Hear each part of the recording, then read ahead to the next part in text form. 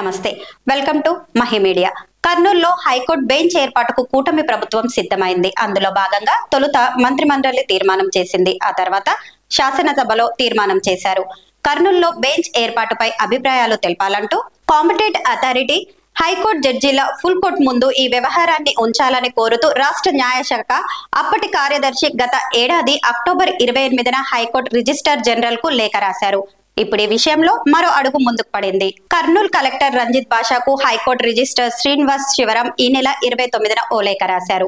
15 మంది న్యాయమూర్తులకు సరిపడా సౌకర్యాలకు సంబంధించిన పూర్తి వివరాలు సమర్పించాలని అందులో కోరారు. న్యాయమూర్తులకు సరిపడా మౌలిక సదుపాయాలు, కోర్టు కాంప్లెక్స్, కోర్టు గదులు, సిబ్బంది గదులు, న్యాయమూర్తులు, న్యాయవాదులు, కోర్టు సిబ్బందికి వసతి సౌకర్యాలు వంటి వాటిని వెంటనే తమ ముందు ఉంచాలని, దీనిని అత్యవసరంగా భావించాలని, ఒక్క రోజులోనే కోరిన వివరాలు సమర్పించాలని శివరాం ఆ లేఖలో పేర్కొన్నారు.